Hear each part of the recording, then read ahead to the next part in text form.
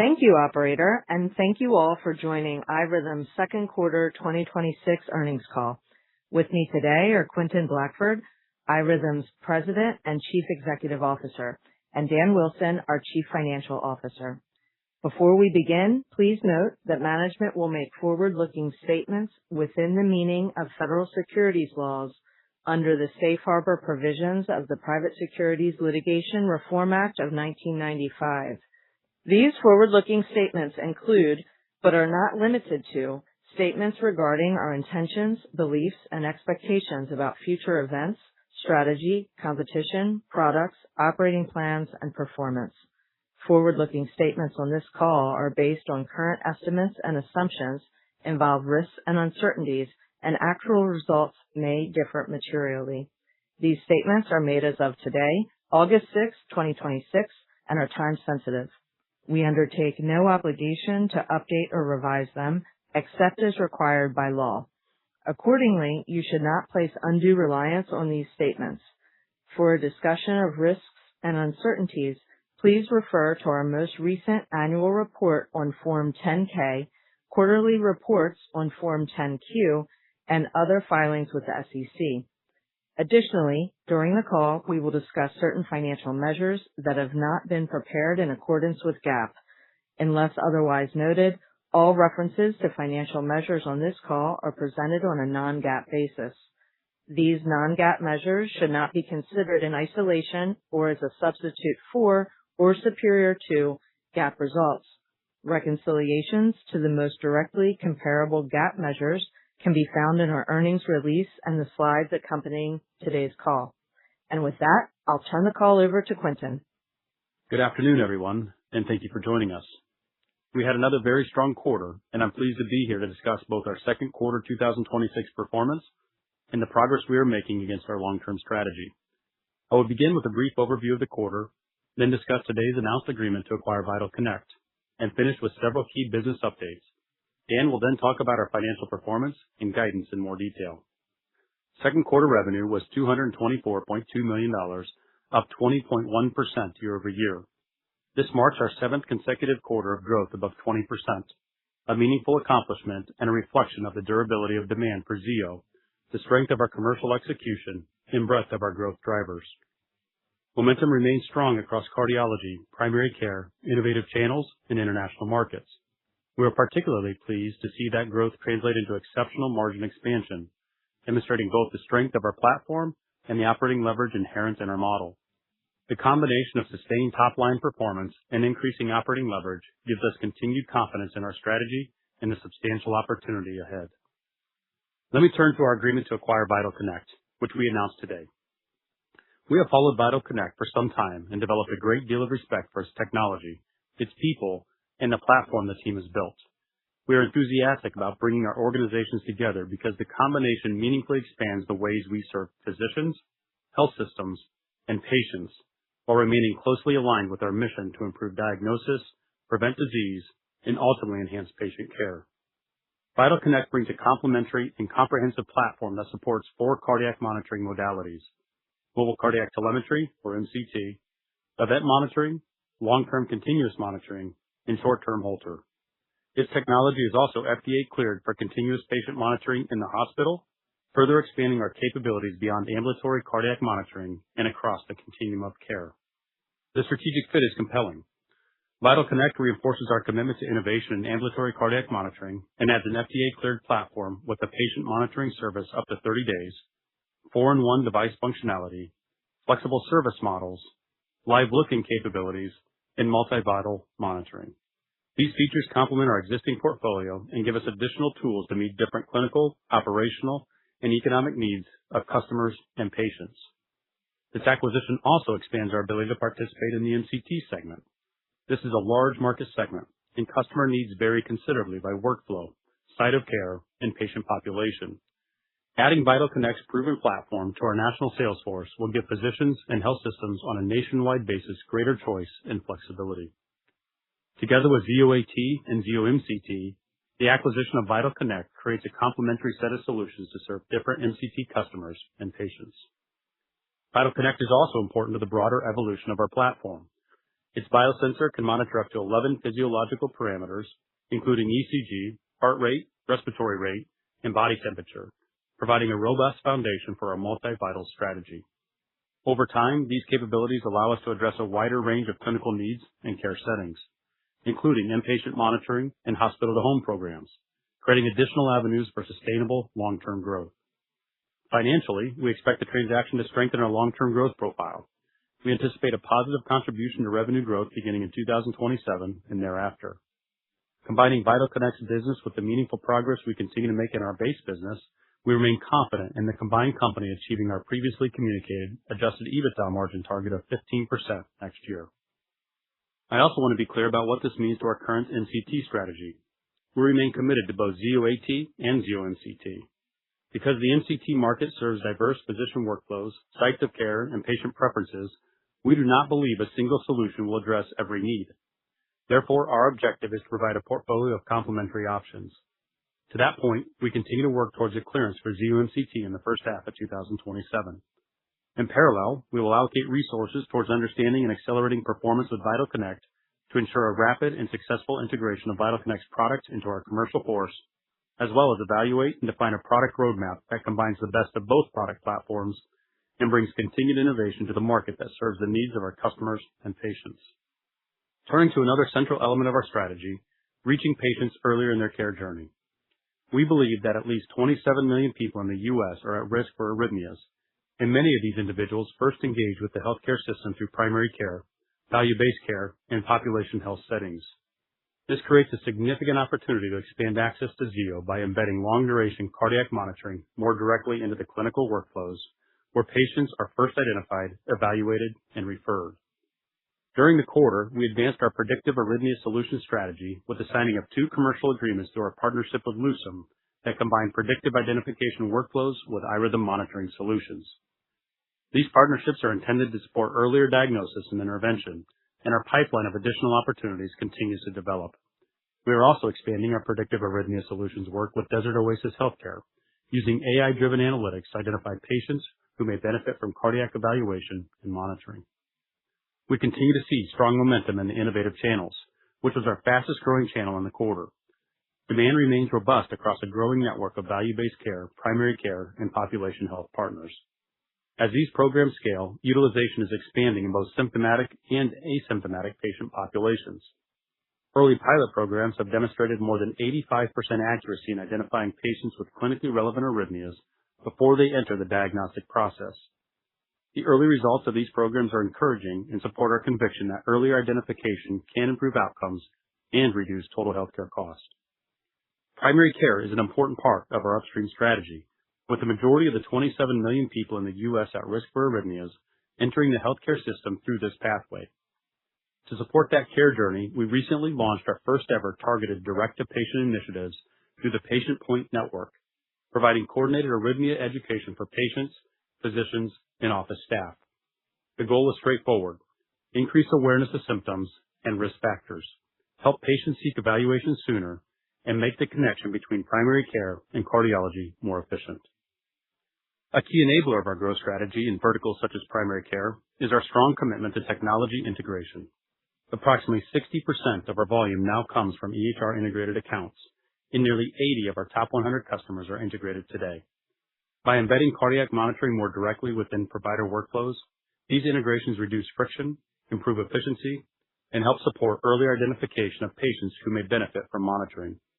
We believe this positions us well as cardiac care increasingly shifts upstream and towards earlier detection. International remains another emerging growth opportunity, supported by continued commercialization progress and clinical evidence generation during the quarter. For example, in the UK, we are building momentum with the NHS, supported by award-winning Zio integration and expanding interest in primary care cardiac monitoring.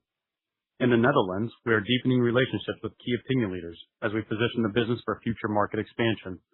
And in Japan, the higher reimbursement rate we discussed last quarter became effective on June 1st.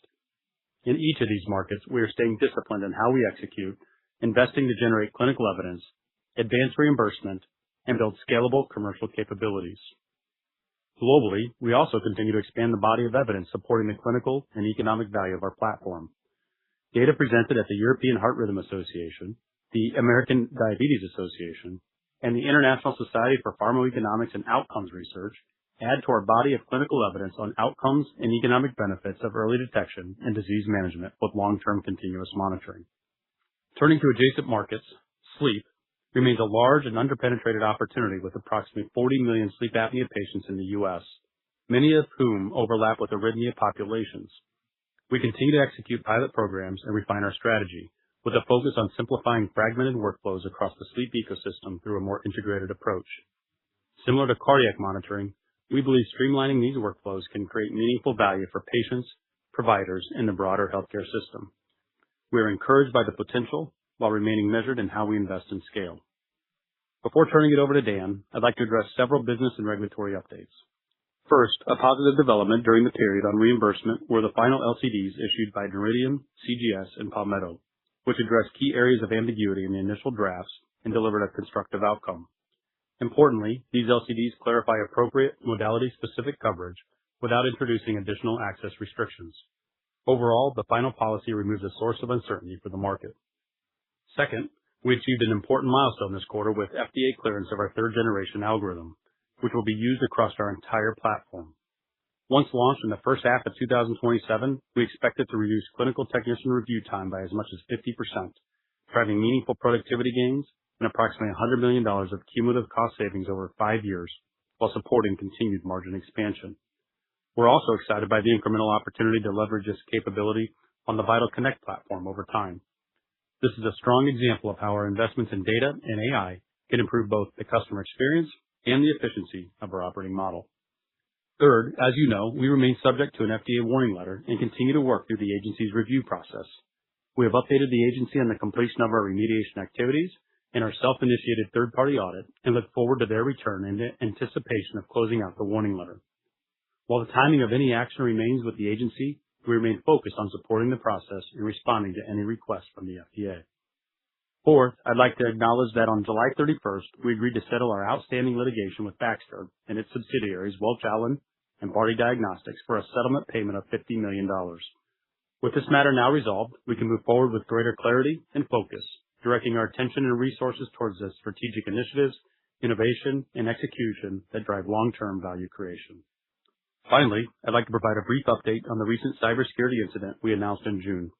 On June 8th, we identified unauthorized activity in certain third-party hosted business applications.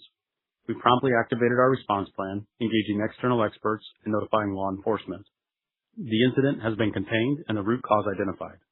While certain data was exfiltrated, our investigation and remediation actions resulted in no material impacts to our products, patient care, business operations, or financial results. Looking forward, our priorities are clear.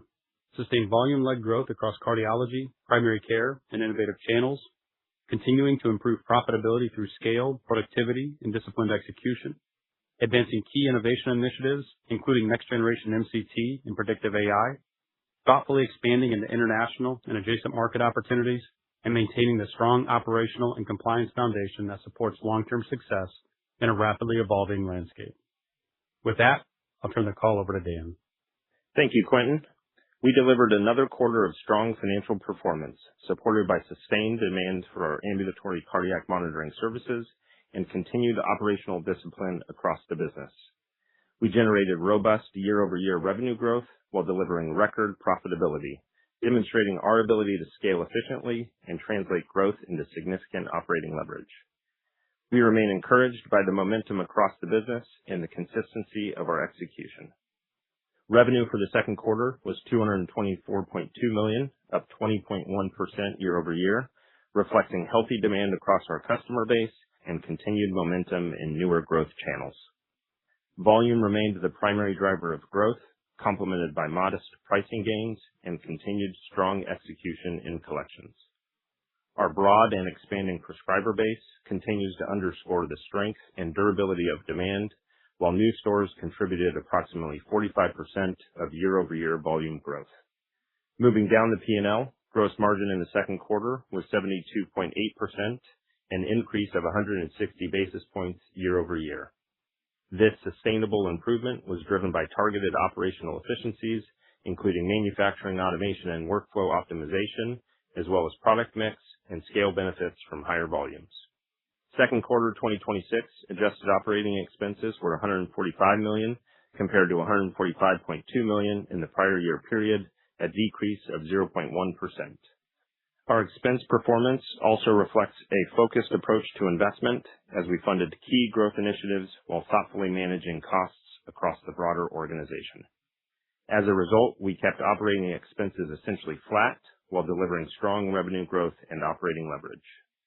On the bottom line, GAAP net loss for the second quarter was $0.4 million, or net loss per diluted share of 1 cent, compared to a GAAP net loss of $14.2 million, or net loss per diluted share of 44 cents in the second quarter of 2025.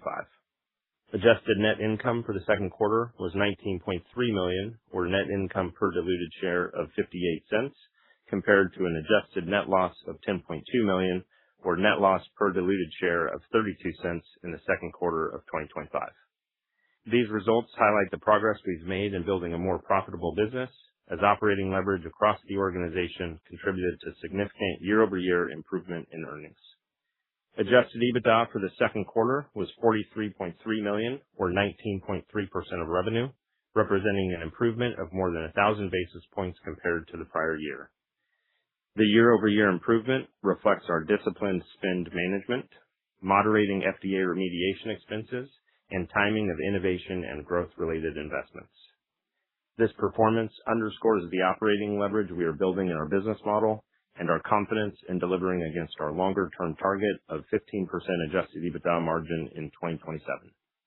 Free cash flow during the second quarter was positive $37.5 million, a record for the company and reflective of the inherent operating leverage in the business and disciplined working capital management. We ended the quarter with $591.3 million in cash equivalents, and marketable securities, a strong cash position that provides us with substantial flexibility to fund future growth initiatives. Before turning to our guidance for the remainder of this year, I wanted to give a few comments on the financial aspects of the VitalConnect transaction. We expect the acquisition to positively contribute to revenue growth beginning in 2027 and thereafter, with VitalConnect currently at an approximately $65 million annual revenue run rate. For gross margin, we expect that the combined company will remain above 70% gross margin by leveraging the scale, operational infrastructure, and AI capabilities we have built. And finally, as previously noted, we remain confident in the combined company achieving our previously communicated adjusted EBITDA margin of 15% in 2027. We look forward to providing more detailed guidance following the closing of the transaction. Now turning to our updated financial outlook for Q3 and full year 2026, which does not include any contribution related to our pending acquisition of VitalConnect. We are raising full year 2026 revenue guidance to $880 million to $890 million, representing 18% to 19% year-over-year growth. This outlook reflects sustained demand across our core business while maintaining the same disciplined approach to forecasting newer and emerging channels. On a full year basis, we now expect a modest positive contribution from pricing relative to 2025, attributable to the price benefit we realized in the first half, with revenue growth continuing to be driven primarily by volume growth across Zio Monitor, Innovative Channel, Zio AT, and International. In the third quarter of 2026, we anticipate revenue to be in the range of $221 million to $223 million, consistent with typical revenue seasonality. For gross margin, we remain confident in our ability to sustain the strong margin performance we've delivered year to date, while continuing to drive meaningful improvement relative to 2025. The efficiencies we've created across clinical operations and manufacturing, combined with increasing scale and the adoption of AI-driven workflow tools, support further reductions in our cost to serve over time. With respect to the broader macro and geopolitical environment, we've taken proactive steps to manage potential cost pressures and do not currently expect a material impact on our gross margin outlook. Based on our performance year to date and outlook for the remainder of 2026, we are raising our full year adjusted EBITDA margin guidance to 13% to 14%. This reflects the benefits of continued scale, disciplined expense management, and a balanced investment approach across our key growth initiatives. We anticipate certain investments in growth initiatives, including targeted investments in primary care expansion, to ramp in the second half of the year. For the third quarter, we expect adjusted EBITDA margin of 12 to 13%. Excluding certain unique items such as litigation settlement payments and transaction costs, we continue to expect free cash flow to increase year-over-year in 2026, with stronger cash generation in the back half of the year, driven by the normal operating cadence of the business.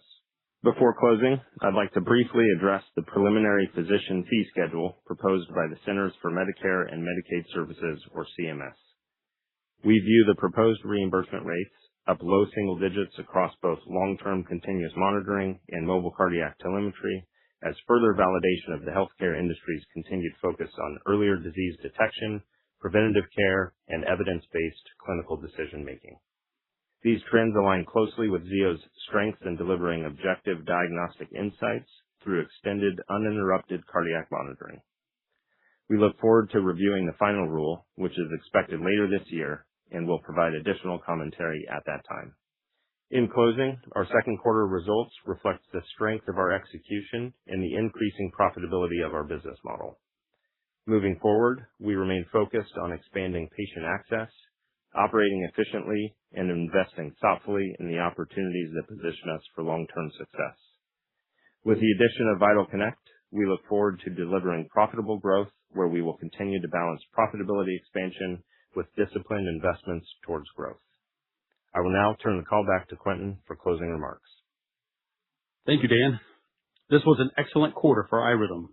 We are encouraged by the momentum in our business and the opportunities we see to further expand our impact.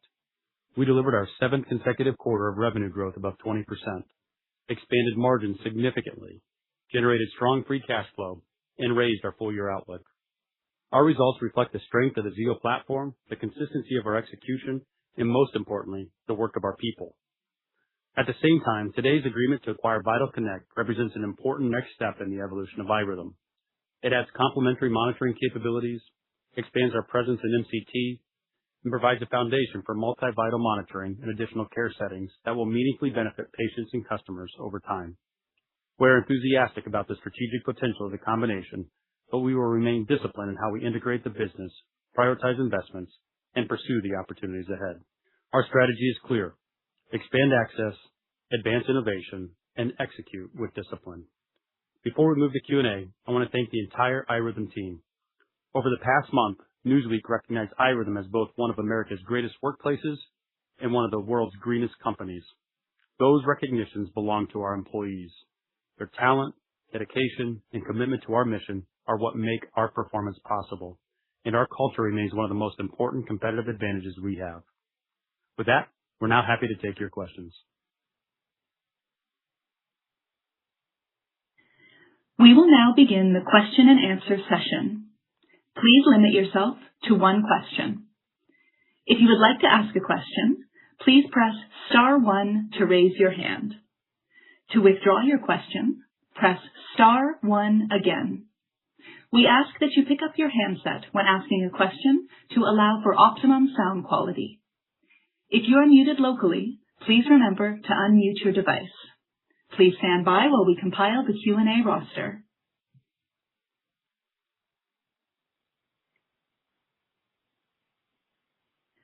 Your first question comes from the line of John Young with Canaccord. John, your line is open. Please go ahead. Great, thanks. Congratulations on the strong quarter and congratulations on the Vital Connect acquisition. I know it's a high-quality company that we've known for several years. Could you walk through the synergies you expect with the MCT business specifically? How will you position their existing MCT offering versus upcoming Zio MCT? How do you expect this will accelerate the MCT category overall for iRhythm? Thanks. Yeah, thanks, John. Appreciate that question. Look, we've followed Vital Connect for quite some time at this point and understand their technology really well, and I think we understand the MCT category really well as well. I think what we've come to realize is that there's going to have to be multiple product offerings in that category to ultimately succeed. And so we remain committed to AT, to MCT, and now the Vital Patch. If you look at it, Zio AT for us was a product that could really serve about 50% of that MCT market, just given the short duration, 14 days, not being able to get out to 30 days, not having the live looking capability, the downgradable, 4-in-1 capability. Those were all things that were sort of shortcomings with AT, yet it still served a good part of the market. Vital Patch opens up the remaining 50% of that market. Even our own Zio MCT product would only open up probably another 20 to 30%. So having Vital Patch in there gives us access to the entire market, which is probably a $1 billion market, growing, in the high single digits. It's a probably incremental $500 million market opportunity for us. So we're excited with it. We're excited to get this through HSR review. We expect that to close by the end of the year, and our focus is going to be integrating this into the commercial team in the very first part of next year. Your next question comes from the line of Joanne Wuensch with Citi. Your line is open. Please go ahead. Good afternoon. This is Anthony on for Joanne. Thanks for taking our question. This was a pretty impressive quarter on EBITDA margins, keeping OpEx essentially flat. Any reason not to maybe raise EBITDA a bit more? And then also just a quick follow-up. Was there any tariff refund benefit this quarter? Thank you. Yeah, thanks, Anthony. Appreciate the question. Maybe hitting the second part of your question there first. No, there was not a tariff benefit realized in the quarter, so that was not part of the 19% adjusted EBITDA margin that we delivered in the quarter. You heard in my prepared remarks, there are some investments that we intend to make in the back part of the year. We are raising full year adjusted EBITDA guidance, and are ready to deliver, call it over 400 basis points of improvement versus 2025. So we're really excited about that leverage that's coming through in the business.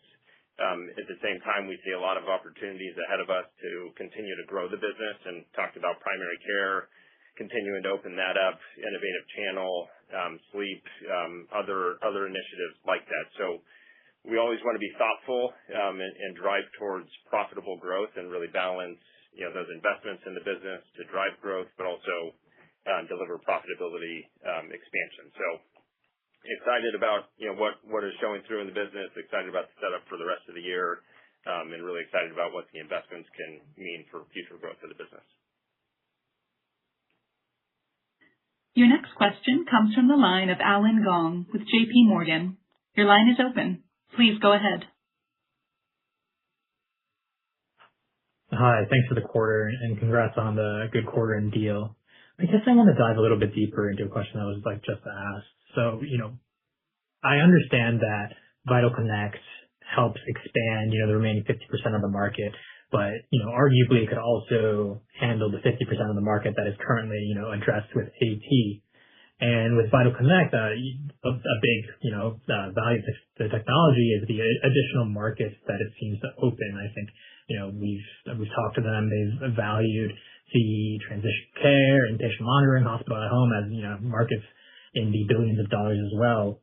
So, I guess just again on the positioning, should we think of this as more of a new product to target those opportunities and unlock the remaining 20 to 30%?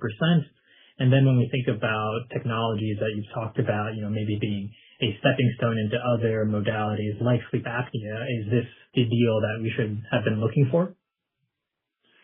Hey, Alan, thanks for the question. And I think you go back to my prepared remarks, we certainly hit on those exciting new opportunities that come via the Vital Connect transaction. They are exciting to us, and honestly, they're part of sort of the roadmap that we've been focused on for some time now. In-hospital monitoring is certainly interesting to us. They've done a nice job of entering into that space already and beginning to make inroads there. The hospital-to-home segment is something that we've talked about in the past, particularly as we build out our own multi-vital product capability. Now, Vital Connect accelerates that capability, having multi-vital capabilities already on their platform. So those are nice synergies in the transaction and very synergistic relative to the overall strategy of our company. I wouldn't leave out RPM as well. Remote patient monitoring is another area of focus that they've built out a capability very nicely around.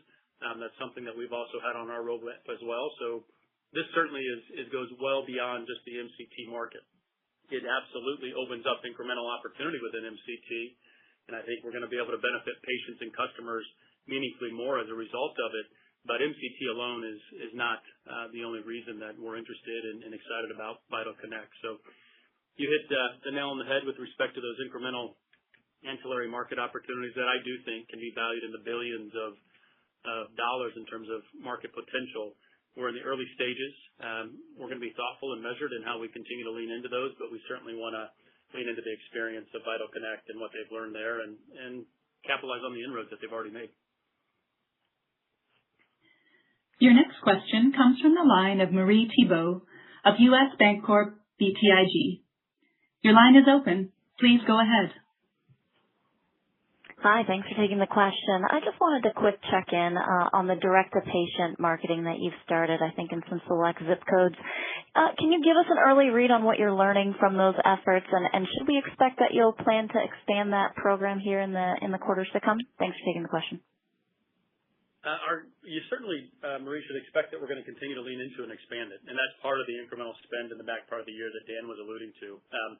We know that direct-to-patient, direct-to-consumer, primary care, these are all areas that have real potential behind them, and early indicators are that they are real opportunities. So we will continue to invest in those. They'll be measured as we go to make sure that we're seeing the sort of returns that we expect to around them before we just lean into them even harder. But we're excited by those.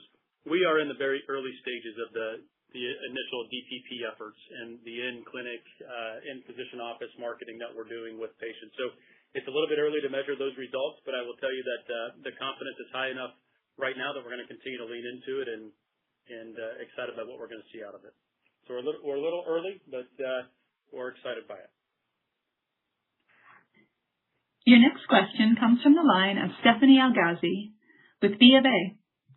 Your line is open. Please go ahead. Hi, thanks for taking the question and congrats on a good quarter in the deal. I just wanted to check on ZOMCT and how that's tracking relative to previous expectations for the launch in the first half of next year, and any progress you would share on the mobile gateway data submission to the FDA. Thank you. Yeah, thanks, Stephanie. So we continue to make progress on ZOMCT. It continues to be a priority for us and an area that our teams are focused on. As you'll note, in my prepared remarks, I commented on the fact that we remain focused on getting clearance on that product in the first half of next year. I think it's important for you to realize, though, that we expect Vital Connect will close before the end of the year, which means we are going to be focused on integrating that Vital patch into our commercial team's hands right around the turn of the year, the very early part of next year, which requires training and launching across a nationwide platform. So that will be our number one focus as we enter into this deal and transaction and look to close it here in the near term.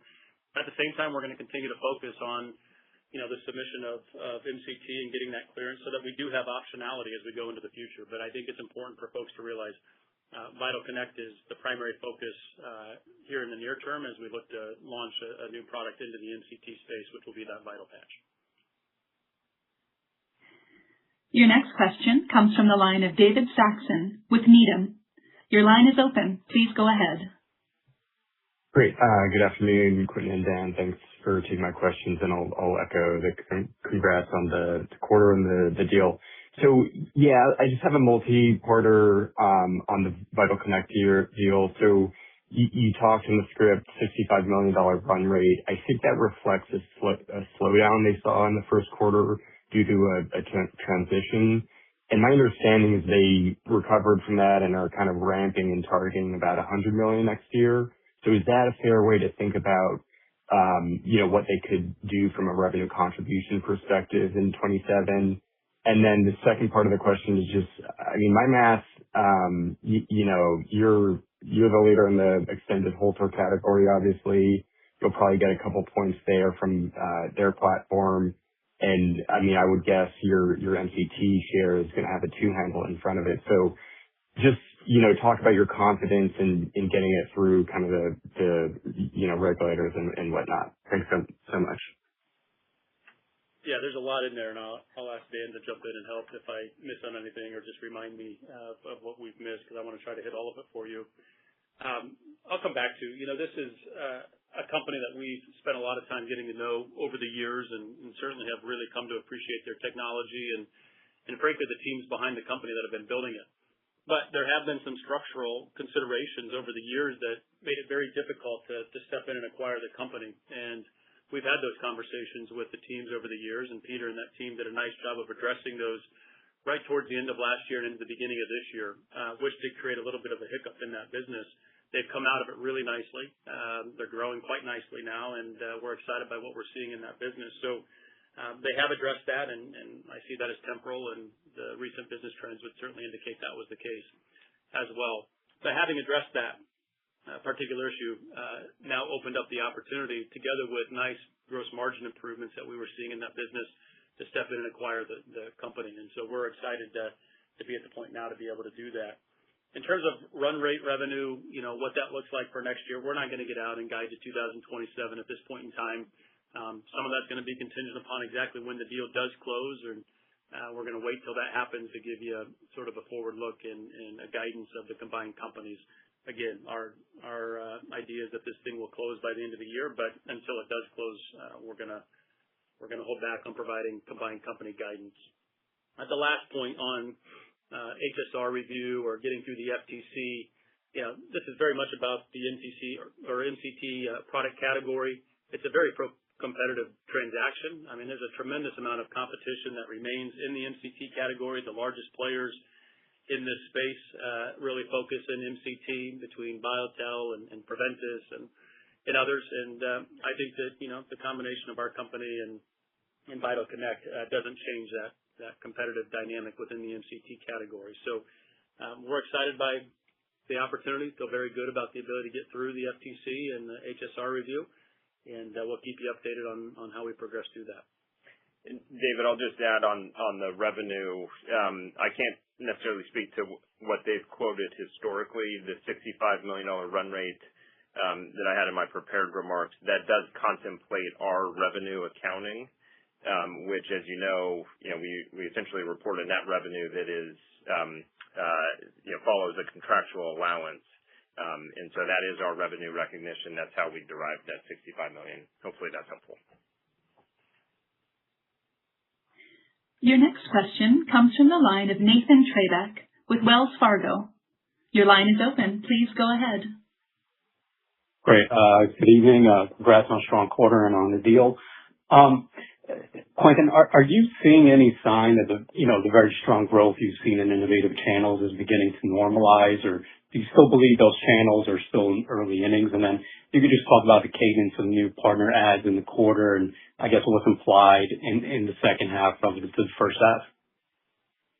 Yeah, we continue to be excited with the innovative channel opportunity, and I just think whether it's primary care, whether it's value-based care, population health, there's so many different angles in that innovative channel business that has us excited, and the teams continue to add new partners as we go. We saw another healthy quarter of new partners coming on board. I think that the reality is they all come on board at different paces and in different ways, and that gets a little bit hard to forecast and predict. And so we've not changed our way of thinking about how we look at innovative channels into the back half of the year, and in our guidance, it's more of a wait-and-see approach with that business. But it has been encouraging. It continued to grow incredibly well in the second quarter. It was exciting to see our very first employer-sponsored plan sign up within the innovative channel business. I continue to think that, employer-sponsored plans remains a meaningful opportunity in these self-insured populations. So I'm excited to see that door begin to open. I think we're still in the very early innings here, and we'll continue to lean into it, focus on it, but we're also going to be measured in how we think about it in our guidance, and we'll let those results play through before we get ahead of ourselves. Your next question comes from the line of Vijay Kumar of Evercore ISI. Your line is open. Please go ahead. Hi, guys. Thank you for taking my question. Quentin, I want to go back on the deal. Just want to make sure we understand the deal rationale. This feels like a dual product strategy, right, within MCT. And I know you have a 2.0 product that's going to address the other part of the market. So it just feels like, is this going to be cannibalistic? Like, how is Vital Connect going to fit in? Does this reduce your enthusiasm for 2.0? I know there's been some questions about delays on 2.0 submission to the FDA. Has that been submitted to the FDA? And I think on the stock issuance, do we know the number of shares that are expected to be issued to fund the deal? Yeah, I'll let Dan hit on the stock issuance piece. It very much is a dual product strategy within the MCT category. Back to my prior comments, I think it's going to take multiple products to really serve that MCT category as effectively as possible. There are just so many different preferences when it comes to physician needs and expectations in that category, patient needs and expectations. There's some that like the longer wear duration that can get out to what will be 21 days in our MCT product as a single wearable patch. There's others that don't mind replacing a patch every 7 days or so, and getting out to 30 days, of monitoring is more important to them. Sometimes the downgradable aspect is more important to physicians or to patients, or having the live look-in as they're wearing the device, being able to peek in and see what's going on. Those are all different requirements that our customers, physicians, and patients ultimately have in this category. So I do think a dual product strategy is the right one. You mentioned Zio MCT 2.0. I think maybe you're referring to MCT 1.0, which is what we're working to get, clearance with the FDA. That continues to progress, and we continue to seek that. But there ultimately would have been a pathway in our own product roadmap that would have taken MCT 1.0 onto MCT 2.0 that would have introduced many of the features that you're seeing in the Vital Patch as well. So now we've accelerated that into our product portfolio, and frankly, we'll have multiple product offerings to serve this segment sooner than what we had ever anticipated in the organic roadmap pathway that we had. And BJ, on your question on number of shares issued, just as a reminder, 50 million in equity and calculated with the 30-day volume-weighted average price. That equates to just a little more than 420,000 shares, which is less than 1.5% dilution. Your next question comes from the line of David Rescott with Baird. Your line is open. Please go ahead. So great. Thanks for taking the question. Congrats on the quarter and the deal. I wanted to ask maybe a two-parter on the deal itself. I totally appreciate the MCT angle, but you called out some of these multi-parameter sensing capabilities that can open the door to some additional markets longer term. I recall 2 years ago or so you did this licensing agreement with BioIntelliSense for some of their sensor capabilities. So curious if you could paint us maybe a picture around what these additional parameters get you beyond what you've been working on so far today.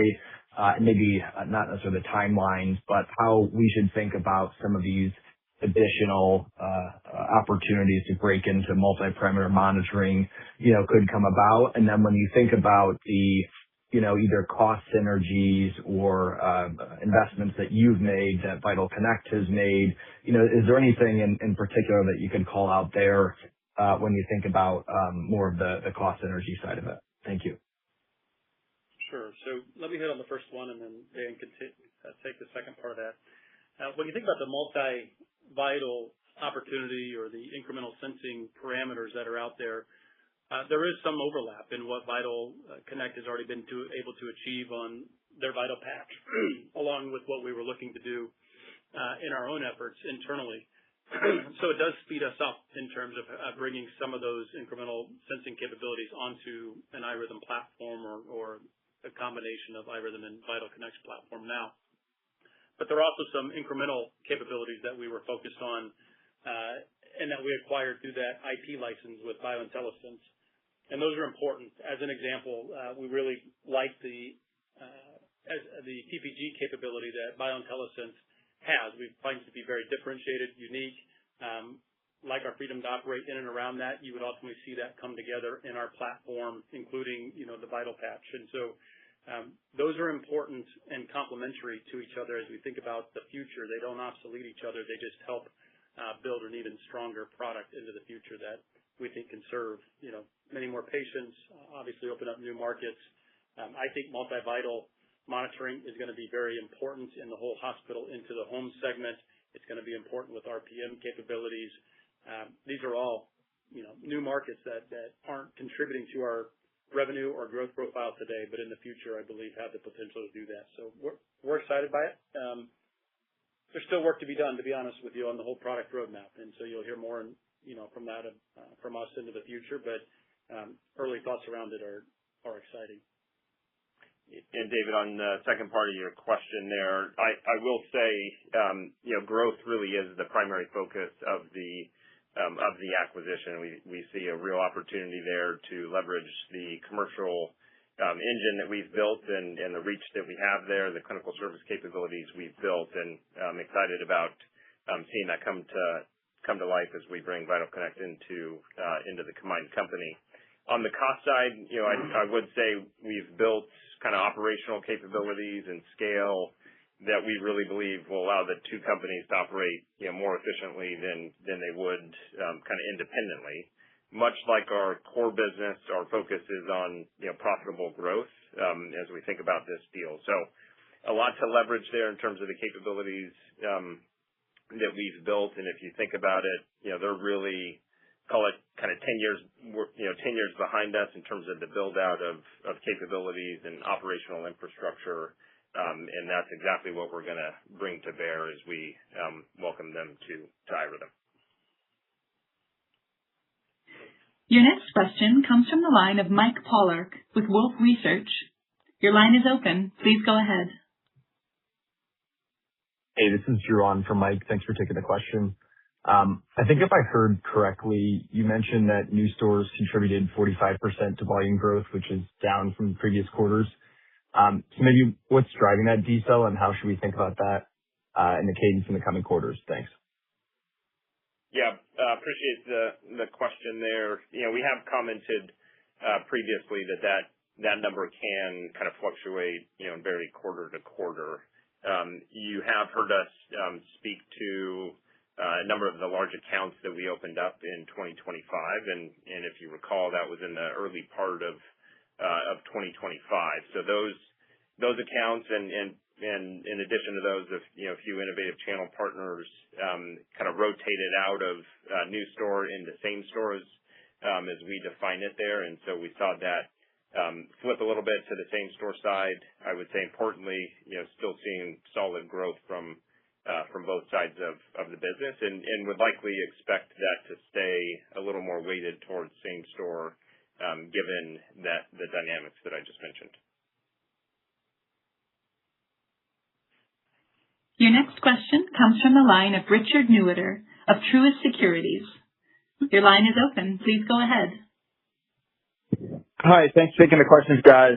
Great quarter. Congrats on the deal. I actually have two questions on the deal. I'll ask them both up front. First one is, Quentin, what exactly is the top priority or the biggest thing you need to do or entailed in integrating Vital into your infrastructure? And is there anything that's kind of, you got to get this right, or this is kind of the heaviest lift? So if you just answer that and where the biggest kind of focus is there. And then the second question is, you mentioned earlier, you said heading into 27, Vital is your key priority, and it sounds like you were talking about that relative to Zio MCT.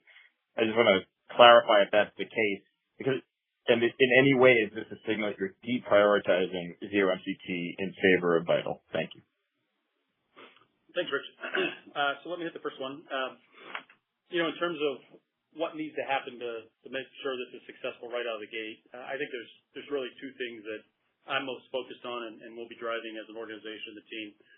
One is introducing the Vital patch across a nationwide commercial team, increasing access of this product for patients and physicians alike across the entire country. This is a company that began, grew, scaled sort of in the Northeast, North Central, the Southeast, taking it from, call it 30 reps under their control to, a commercial force of 200 plus on our side. We're going to make sure that that goes off well, that we're trained up well, and that our customers have a great experience with this as it makes its way into the market. Along with that, from an operational perspective, that means we need to be able to scale the volumes quite quickly to support what we think will come with a nationwide launch. And so think about that from an inventory, supply chain, distribution, logistics, intake capability. Those are all things that we're very much focused on, and we'll be spending time really ensuring that we're able to meet that demand as the two companies come together. With respect to prioritization and MCT, it's important to realize we are continuing our efforts on MCT. We're not backing away from MCT. I do believe that you need a multi-product strategy in this MCT category to ultimately be able to go after the entire marketplace. Zio MCT will be a superior product to Zio AT. And over time, we need to move away from Zio AT and onto the Zio MCT platform. We know it has a better cost profile. There's more automation that we can put to it in our manufacturing centers. It has a longer wear profile. These are all very important things to us. And so I think if you go back to my prepared remarks, you see our focus is on continuing to be on getting that product cleared with the FDA and ensuring we have optionality in that MCT product space or market space. However, just given where we think that we're going to close with Vital Connect, we're going to be in a situation where that product's going to be available to our commercial team ahead of clearance with MCT, or at least that's our belief, because we think that we'll get through the FTC by the end of the year. That means we need to be prepared for an integration of Vital Patch onto our commercial force as quickly as possible. So I'm just trying to lay out for you sort of how we think about things coming together. I think Vital Patch and Vital Connect, gets closed earlier, and we're not going to wait around for an MCT clearance to then, figure out, do you introduce one product versus the other? We're going to lean right into Vital Patch, get that out there, and get going with it. Your next question comes from the line of Suraj Kalia with Oppenheimer. Your line is open. Please go ahead. Hi, Quentin. Can you hear me all right? We got you. Perfect. Gentlemen, congrats on the quarter. So Quentin, forgive me, many calls going on at the same time, so I must have probably missed this. Is the value proposition for Vital Connect really about your Vital Connect MCT product? And partly the question within the question is, the algorithm is going to be different for Vital Connect versus the Zio MCT, even if the keep the bridge devices and everything aside for now. I'm just talking about the software component. So maybe if you can help us understand that is the logic here to keep, to push Vital Connect initially. So Zio MCT comes online. I'm just trying to understand the need for Vital Connect at this time, especially on the MCT side. And apologies again if you've already talked about this. Yeah, well, I think Vital Connect brings, and the Vital Patch in particular, brings incremental features beyond Zio MCT that are very interesting to us and are important to be able to compete in the entire MCT category. Again, the 4-in-1 capability, the live looking capability, getting out to 30 days as an example opens up a remaining part of the market that Zio MCT can't get to. That's a meaningful market opportunity. That's another $200 to $300 million market opportunity that, frankly, Zio MCT just could never have gotten to. So back to my point of needing to have, various products and feature sets, I think that's very important to be able to compete in the entire MCT category. So yes, we do like what Vital Patch brings to us within MCT, and the MCT market. I do think, it opens up incremental opportunity on our own Zio MCT product. But beyond that, it also opens up things like inpatient monitoring, in-hospital monitoring that they have clearance for. It opens up opportunities like hospital into the home, RPM capabilities. Those are all unique capabilities of their product and their platform that we're excited about and believe open up new revenue opportunities into the future. In terms of the software algorithms, I'm sorry, but you had one last point on the software algorithms. Look, we're going to be able to bring the best of both companies together in this respect. We've done a good amount of work around the clinical side of it. We feel good about their product. Obviously, we as iRhythm have invested tremendously over the years in clinical data. We'll continue to do that in the future on the combined platform, and I think leverage our learnings and put the best products into the market. Thank you. Your final question comes from the line of Mason Carrico with Stephens Inc. Your line is open. Please go ahead. Hey guys, thanks for fitting me in here. A lot's been asked, but I think you guys have mentioned the potential for a publication or some data later this year showcasing real-world economics within the innovative partner channel. Is that still on track? What other initiatives are you deploying to help potentially accelerate, these partners moving from pilot to more enterprise-wide deployment? That's a great question, and you're exactly right. We commented on that in the past. We do continue to expect to see some of that real-world data make its way into the marketplace in the back half of this year. We expect one of our innovative channel partners to continue to work to publish information. We've had one that has begun to speak about it from the podium. We expect more to come, but we also have some work that we're doing with one of these innovative channel partners too that we'll likely publish. So I do expect you're going to see some real-world data, cost-benefit data, cost savings data make its way into the market.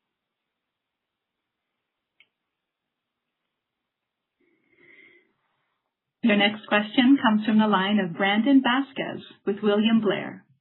Your line is open. Please go ahead. Hey everyone, thanks for the question and congrats on the quarter and on the deal.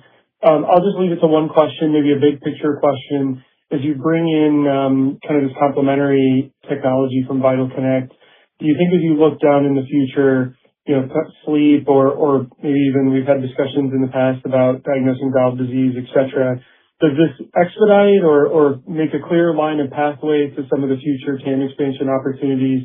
And if so, does that look like a commingling of the two products, maybe on the back end at least, or does the hardware eventually merge? Do you always keep two pathways? Just talk a little bit about that, what this deal might look like in 3 to 5 years instead of just in the next couple of years. Thanks. Yeah, it's a great question, and that's part of what really excites us about the opportunity. When you start to look out 3, 4, 5 years, you think about the new markets that are starting to come into reality at that point in time, whether it is you're in hospital, monitoring in the med-surg, ward within the hospitals as an example. You can start to see the whole hospital into the home monitoring, really trying to bend the cost curve of readmission back into the hospital. I think we're going to be able to monitor all of the appropriate modalities off of this sensor that are important. And importantly, we have an IDTF capability in the background that is providing monitoring for a lot of these health systems that just don't have the capacity to do it. And so I love the way we're positioned to be able to get after some of those new market opportunities out into the future. I do think other disease states are going to continue to grow and become more prevalent. You've heard us talk about sleep. Sleep continues to be important to us. We'll continue to lean into it. I like what we're learning there. It's going to be a real opportunity for us. Heart failure is another one that I think has a real opportunity to be impacted. And I think the combination of our two companies gives us a platform with a lot of flexibility on it where we can take the best from both sides over time and really improve, what is available to patients and physicians in the marketplace. So a lot yet to come, but there's a lot of capabilities on our own platform that I think would be terrific on their platform. I think there's a lot of things in their platform that could be terrific on ours, and that's, what we'll be focused on bringing together over time. So we're excited by the combination, and we think it opens up a lot of incremental market opportunities and a lot of incremental product features that ultimately millions and millions of patients are going to get the benefit of. There are no further questions at this time. I will now turn the call back to Quentin for closing remarks. Well, in closing, I'd like just to take an opportunity to recognize our employees on a terrific quarter. In many respects, a record quarter across so many measures for us. And it's really their commitment and execution that has made this possible for the company. We continue to deliver strong results while continuing to invest in the opportunities that are going to drive the growth of the company into the future. And with a differentiated market position, expanding capabilities, the strategic addition of VitalConnect, we believe we're well positioned to extend our leadership and create long-term value. So as we celebrate our 20th anniversary, I couldn't be more proud of the team, more optimistic of the future, and I thank all of you guys for joining us today. See you soon. This concludes today's call. Thank you for attending. You may now disconnect.